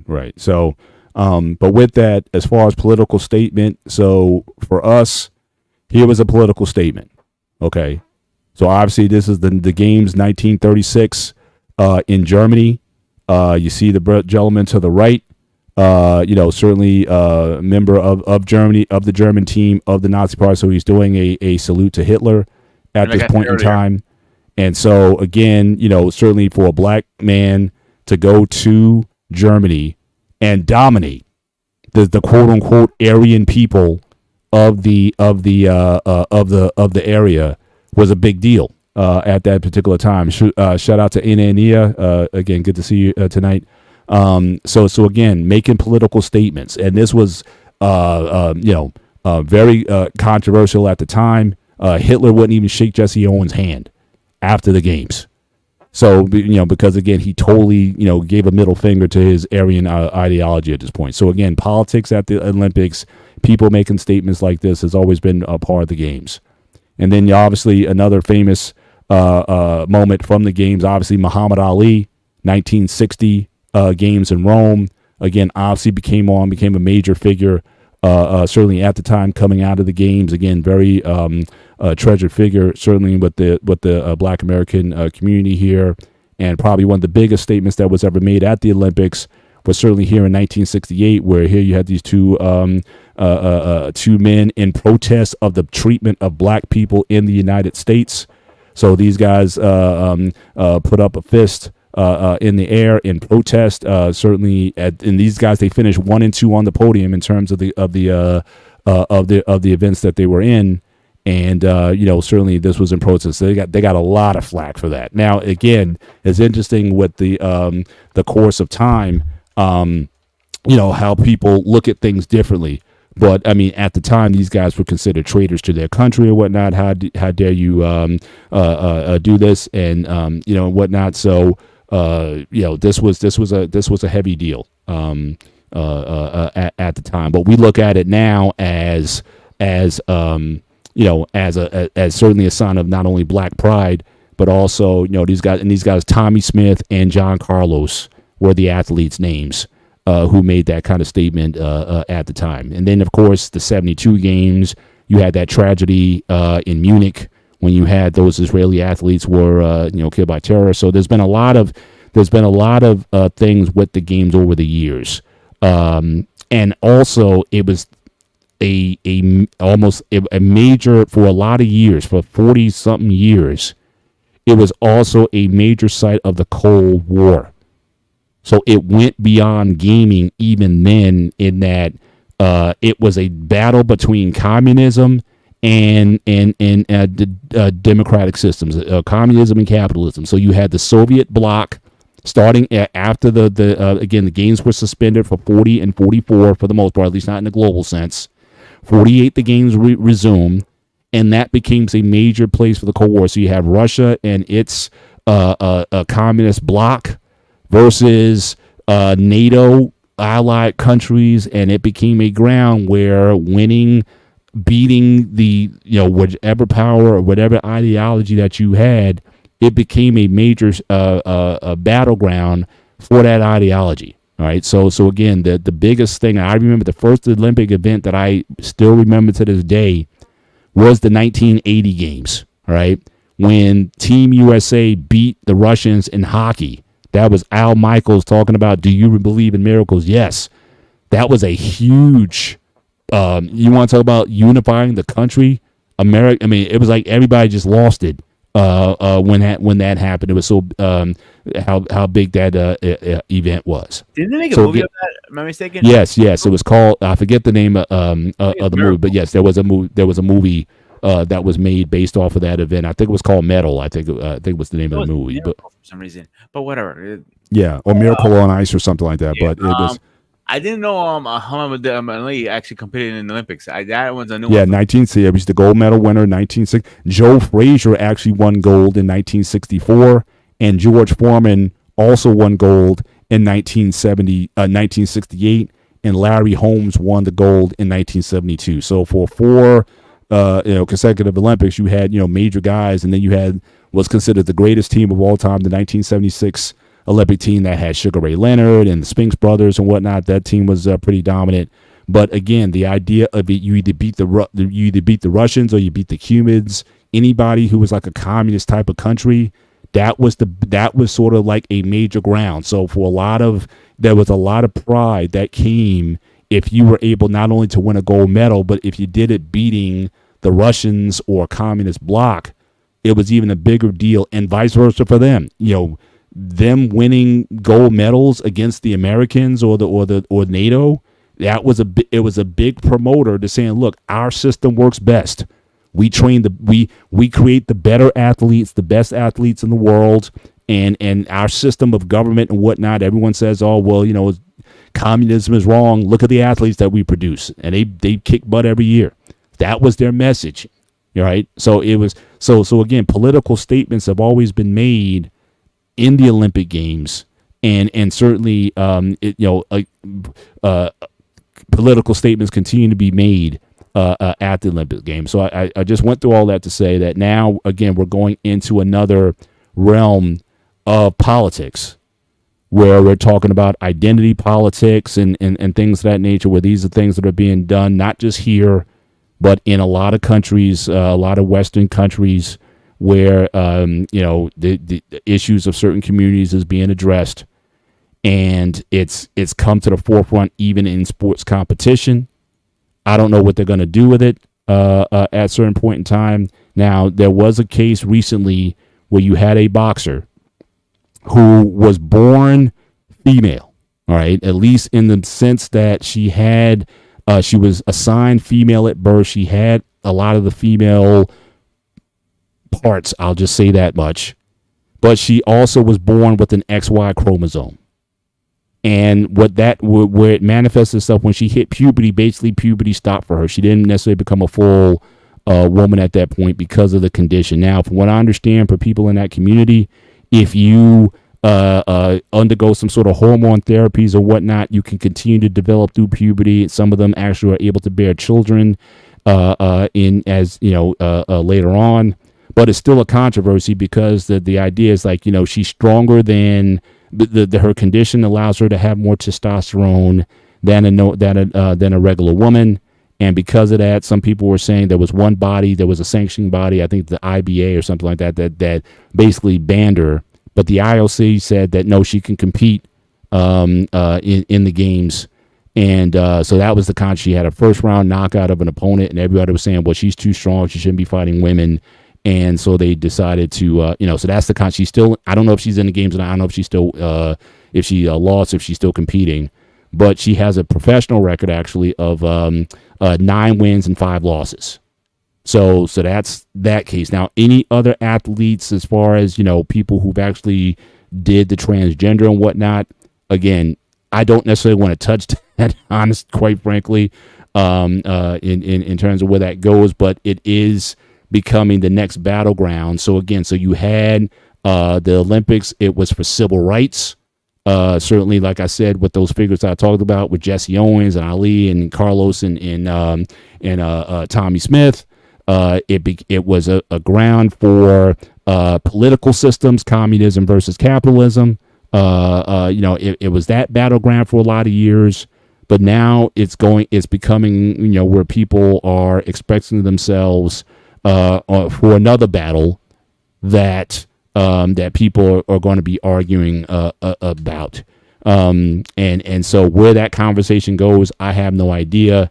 But I think ultimately, certainly the athletes and those who compete, I hope they can certainly, help to settle the issue and come to some resolution on it. But then the sad thing, even at the times when all these political statements were being made, it's taken away from the games in terms of our ability to just to enjoy the pure sport, especially those things that we call sport in the games, and it's becoming more of a distraction than what it needs to be. So that's as much as I feel comfortable speaking on the subject. And I know I got on the Friday night show, I got roasted for having this nuanced position, but hey, you got your ass whooped on. I got roasted. Well, look, I'd rather butt whooping actually sounds better than getting roasted, roasted. I'm thinking like I'm on a rotisserie and I'm being cooked. So I'd rather get my butt kicked because I can get up from that. But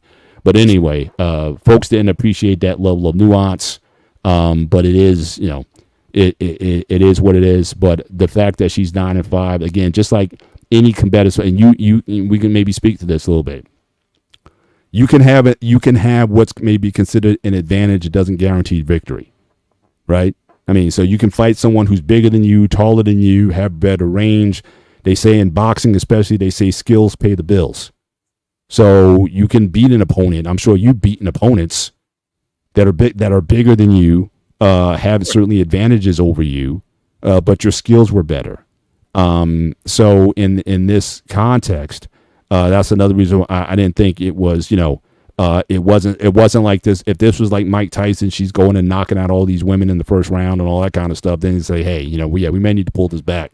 But other women have been able to be competitive with this athlete in particular. I won't speak on anybody else, but with this athlete in particular.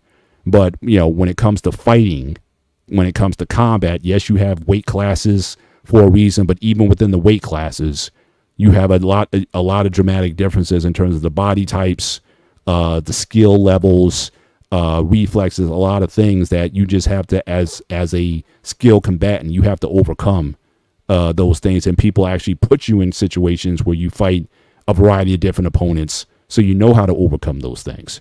So that's kind of my view on it. You want to speak on that? So take it. Yeah, I think I'm taking this as long as I can. I can do with it. It's a little different than yours. Okay, so first of all, I want to mention one thing before we move on.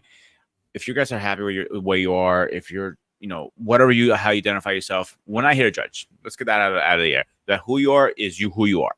End of story. As a Christian, I have a certain way I feel things. Like I feel a man should be a woman should be a man. End of story. That's how I feel. My personal opinion. Like I said, if you're happy with yourself, I'm not here to judge you. You have to. I'm not the one who have to answer at the end of the night. Anyway, so with the Olympics going through all these different ways of politicians stuff, I agree with Paul. There are a lot of phase up politicians that go through. I don't have to agree with it. You don't have to agree with it, but it is part of the game, unfortunately.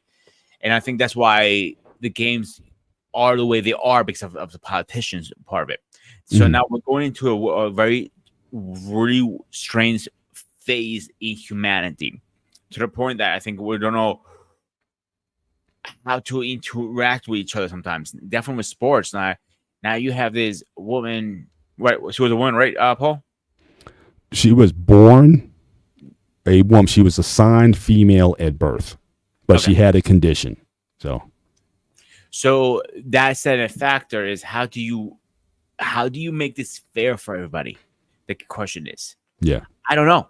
I'm gonna be straight up. I don't know how you can make it fair. Right. If you have a trans person who's completely transformed from a male to a woman to male, and they say, well, I did myself as a woman now. Why should I compete with a male?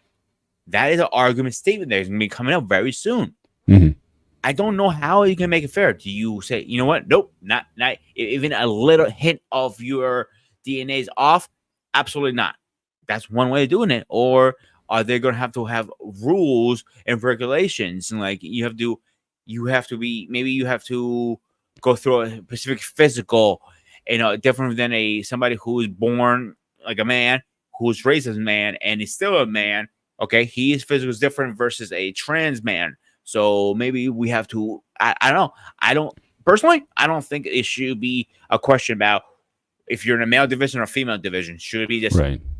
black and white? Or you create a separate division for people of that, community. I mean, it's so again, Like that like the military guys who have been injured, or what is that called? You know what I'm talking about, when there's some people who have like they don't have like their legs have been disabled, disabled. And I know they have like they have the Paralympic games. That's what I was talking about.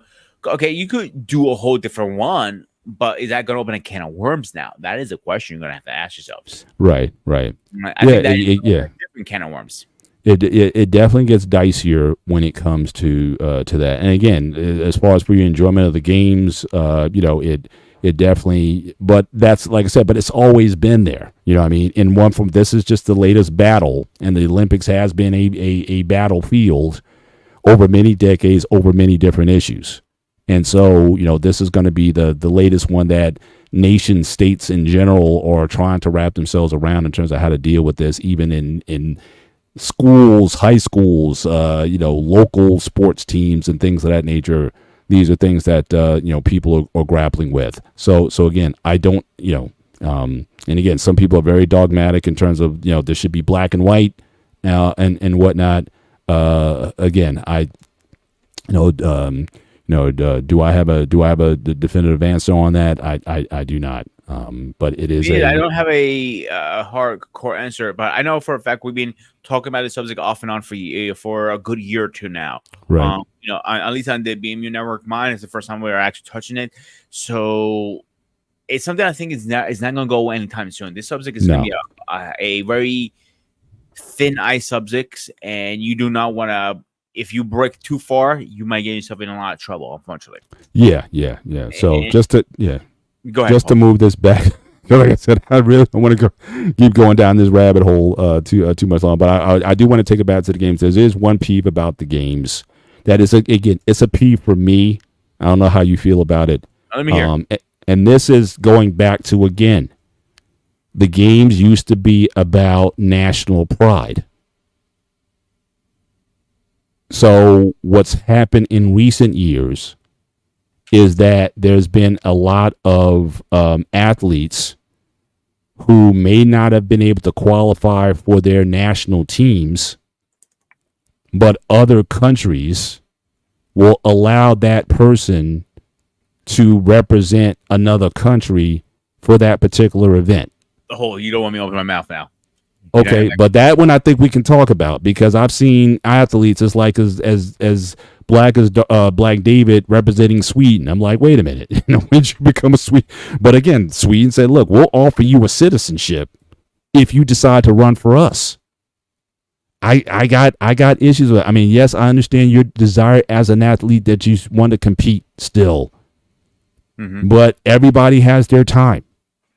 And if you're looking at running for another country or whatever, even though you had no training there, you didn't build your brand there, you didn't do whatever. But if a country says, hey, come, we suck at this event anyway, hey, you run for us and we can possibly win a gold medal, I got some issues with that. I think that's something that I don't think that a lot of the Olympics should allow. But people could just make a choice. You were born and raised in the U.S. or whatever. And I understand, but because you had your mother's from that country, or you have an aunt there or something like that, and you say, hey, I got ties, so look, I'll run for I'll run for that nation or whatever. I don't know. That's just always bothered me, because again, I was very nationalistic. I mean, I grew up in an area where you were sort of raised to be nationalistic in that regard. You at Team USA, that's it. But everybody knows each other now. Like a lot of the track and fields, like the guys who run for Jamaica, the ones who run for Barbados, the guys who run for they all compete. Like they went to the University of Texas or something like that. They're all in the same track team, right? In the United States. So you got all your training in the United States for your track team or whatever, but you want to say, well, I want to run for Jamaica or Barbados or something like that. Even though Barbados didn't make you, your parents moved to the United States before you were born, but yet you want to run for Barbados. What did Barbados do for you? And that's at least, again, that's, I may be showing my age there, but again, I do have that sense of nationalism that, again, the country that made you the athlete that you are, that's the one you should try to represent. But, I could be way off base there, but that's always something that just bothered me. So I kind of agree. I'm not kind of 100% agree. So I believe if you're raised and born in that country, you cannot go to a different country and compete. It is absolutely out of the question because it's natural pride. You're getting a Russian to compete for America. Or America go to the Russian, for example. I'm using Russia for example, or Mexican, whatever the case is.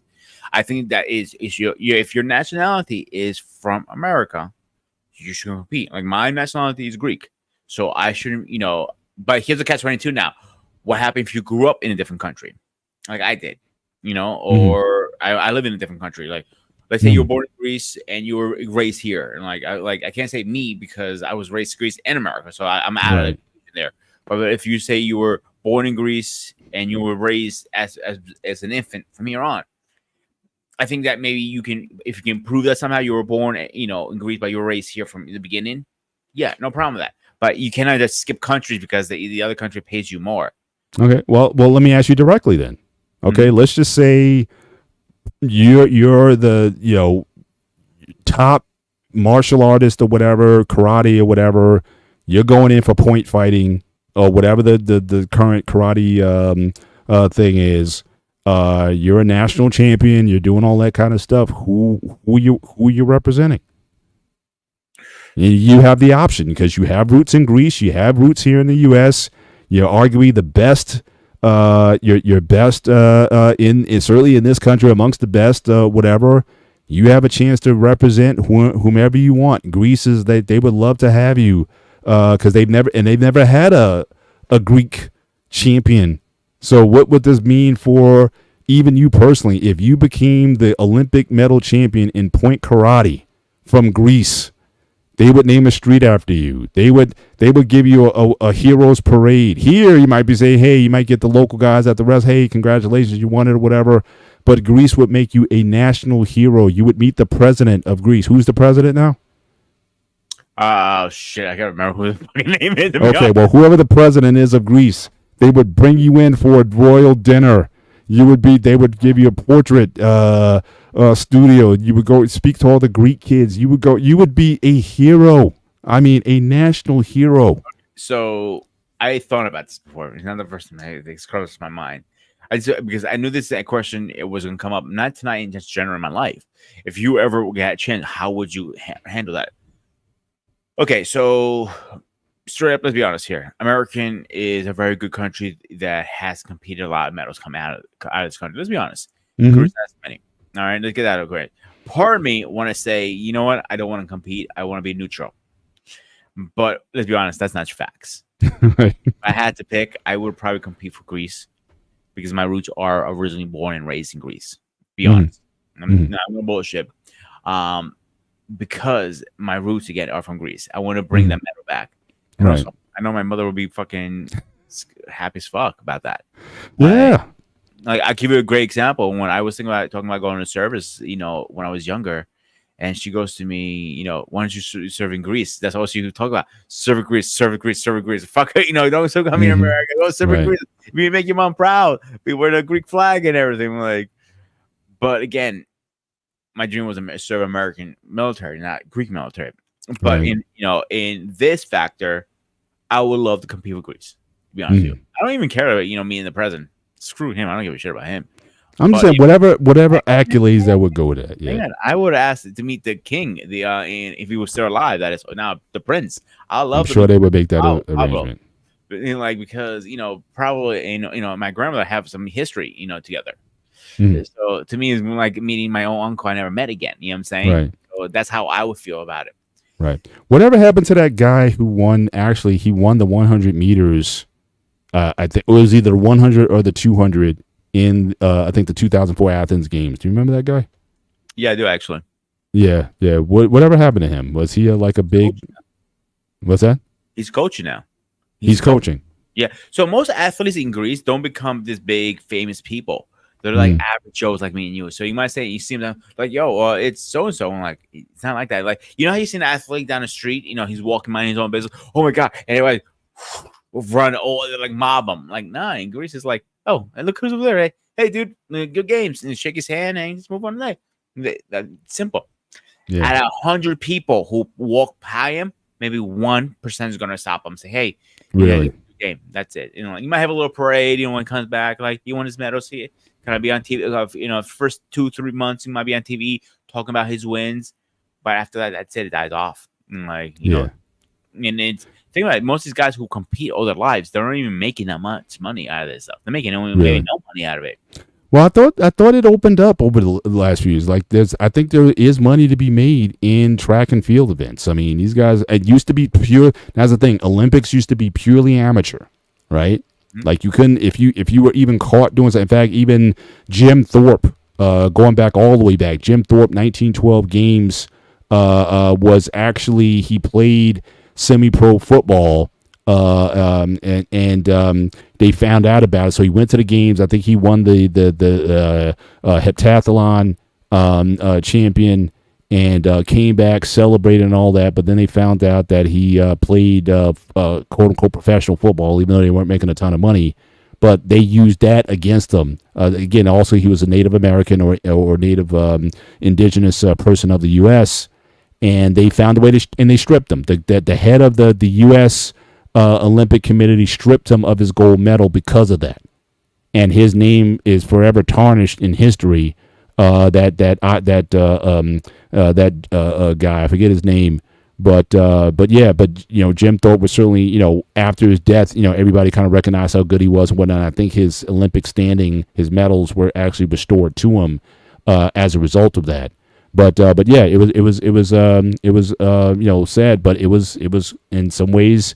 Some people say it was racist because again he was a Native American. But the guy, we can't have a Native American champion, and they screwed him over. So, but that sprinter Costas Contreras was his name, and he won the 200-meter sprint in the 2000 Sydney Games. So it wasn't 2004; it was the Sydney Games, and so he's definitely maybe a little before your time, but. I can only speak about Greek culture, about Greek athletes. They really are not. There still is all about the love of the sport. They do not make nowhere near. They get a few bucks to have like survivor, I would say like spending money if you want to get it, like go out, have a burger with a friend kind of thing. You know what I'm saying? Mm-hmm. Not enough to live off. Does Greece sponsor its athletes? Like, is there? So little. The sponsors is a joke there. It's more for them to like. Okay, you got the name. Let's say like this one's a Nike shirt. So okay, yeah, you have it, but it's nowhere near. No, I meant like really sponsors, because I know again that was the big thing with again the whole Russia-U.S. thing, because the Russian athletes, just like today with the Chinese athletes. I mean, Russia's been suspended because of PED use and all that kind of stuff. So they weren't even in games, not to mention the war that's going on. So they wouldn't have been allowed, I think, to compete in the games anyway. But back rules, if you're in a war, you're not allowed to compete, I guess. I don't know, but I don't think they would even be accepted. The fact that they made that effort, I don't think they were even invited to the games. But I know in the last Olympics, that whole team got caught for drugs. So that whole team got suspended. So I don't think they're standing with the IOC. Certainly is in good standing at this point for now. Yeah. But it used to be, again, when you talk about the systems, again, all these athletes, they were taken care of. So again, not necessarily well, but they gave them a house. They gave them, some spending money, their training, their coach, everything was paid for by the governments. Whereas in the U.S., you basically had to kind of get it on your own. You know what I mean? U.S. wasn't going to put any major money in terms of training their athletes. So, the story was, okay, so in capitalism, can someone, opportunity here, opportunity comes, you find the right people, you train up, and you become a champion, let the free market determine who the champions are. Whereas Russia was like, no, we actually make champions. We're gonna pluck you out at an early age, and you're going to be wrestling at 4 years old, and we're going to they basically groom, just like China's doing now. They literally groom athletes to compete on the world stages, whether it be the World Championships or the Olympics or what have you. So that was the contrast that everybody was like, hey, we gotta compete on this on this level. So again, which system produced better athletes was always the question. Mm-hmm. And then you got another thing that's really gotten away, the whole drug issue. So once steroids became big, and especially in the 60s and the 70s, when guys started shooting up, and then that became an issue. It was like, the Russians, look at these Russian athletes, they're all jacked up or whatnot. What's going on? So that was also an issue. But yeah, I mean that certainly has been a factor that is sort of changed the landscape a lot. And so that is something serious to talk about, because war, drugs, and all that stuff, it has changed the game completely. Yeah, it's not what they used to be. We're talking about different, we're straight in different environments now, because now you have Russia that is pretty much destroying almost everybody they see over in Ukraine. Mm-hmm. Right. That's that's they're trying to extinct a whole species pretty much. Right. But you have the drug issue. Like, how can you control this stuff? Like, there's so many gray areas, and it kind of, in a way, you kind of feel bad for the guys who are running this stuff. Like, kind of like, when do they get a break and just run in peace and quiet and do their jobs? Yeah, just get back to, again, the pure intent in the sport. Now, I have no issue with the money aspect, in that I think athletes getting paid for the hard work that they do, whether it comes to endorsements or when it comes to prize money or anything that come with that. I think as an athlete, I think you need to be rewarded for your hard work. But as far as trying to maintain a level playing field for athletes to compete in, where they don't have to worry about all the backlash or what's going on globally, that they can just focus on being, again, that's why, again, the ancient games, again, the measures came out, again, there was peace in the land, like no wars. Like, we're not going to make this an issue. People are going to be allowed to come. And back, there was another set that I didn't quote. Back then, you had to come to Olympia 10 months before the events happened to train. So again, there was a training period for the athletes. Why? What did I say wrong? No, I'm like, it was nothing wrong. Actually, like, I'm surprised. I never knew that. Yeah. So 10 months you came. So again, the message went out. You were allowed safe travel, because again, you had to suspend war. So again, the athletes were allowed to travel from the regions that they were in to come to Olympia for the training. You trained for 10 months ahead of the event, and then you competed in your event, and then you went home afterwards. So again, the event was for the day, but you were there for to get yourself together prior to the event. So again, it was about, in part, the athletes, and making sure that they had a safe space where they can be the best they could for the event that they were competing in. But now there's so many there's so many pressures across the board on everybody. But having said all of that, and this we can kind of go into our closing comments on that. Yeah, go for it. I still love the games. I love the gymnastics. I love the track and field. I love the skeet shooting. So again, Marcus, you were talking about, the finger painting. I don't care what it is. I'll watch a contest in the Olympics that you wouldn't catch me dead watching any other time. Like, I wouldn't be caught dead watching curling at any other time. But I remember like 6 or 8 years ago when I saw it was Team USA in Canada for the gold. And I was screaming at my TV for Team USA as they won the gold over Canada, which is a big deal because curling is like hockey. It's like a Canadian event. And I was going nuts for it. So with all the controversy, with all the politics, with all the financial struggles or whatever, I still get that sense of the Olympic Games and go Team USA. And despite all the crap that we're dealing with now, especially in this season, God help us in this election season, I still get that sort of patriotic when I still see Team USA doing well in these events. So with all that, still, according to the spirit, so to speak, of the games, is still something that and my wife, she loves the game. She goes nuts. I hear her screaming when an athlete, I think the one that's swimming against, she was just yelling, at the top of her voice as these guys were, competing for the gold and whatnot. It's still a magic that I rarely see. As much as I love football, professional football, and all these other sports or whatever, the Olympics is still special. And whatever that is that's keeping that there, in spite of all the BS that's there now, that's a testament to the games. So here's where I kind of have to be a little like in the middle. Sure. If to me, these are the two best countries in the world. I don't care what you say. I don't care anybody says. Everybody can guess my shiny Greek hairy Spartan ass. If Greece and America compete and come first and second place, I'm happy. If in every event these two countries always win, I'm happy. And like if they come in the first place in one event and Greece come in the second event, and we'll go vice versa. Medal, I was at bronze to second place, right? I was confused those. Bronze is third place. Okay, Silver is second. Silver. If they get gold and silver, both go one maybe let's say Greece got silver one wrestling and swimming. We get whatever the case is. I'm happy. That's the only good and that's one thing I hate being torn in the middle because I do want to see them win. I do want to see them win, but it's going to be one first place and second. Now everybody else coming third. They can lose every year. I don't care about I only care about two countries. The two best countries in the world are Greece and America. You got argue with me? I don't care because you know what? It's my goddamn fucking opinion. So anyway, you want to close this out? Yeah. So again, good show as always. Again, thanks for everyone chiming in. Marcos Antonio Castillo, you are a funny dude, man. I appreciate commentary. A friendly reminder to everybody, next Saturday, our friendly neighborhood CQ is going to be on, our special guest. He's going to be on for the full 2 hours. You can ask him. Purple Heart, shot 13 times in overseas. He's a great guy.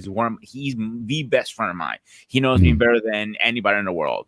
So for me to put him on a hot seat is like a nice little payback from, There you go. Looking forward to that combo. Yeah. For sure.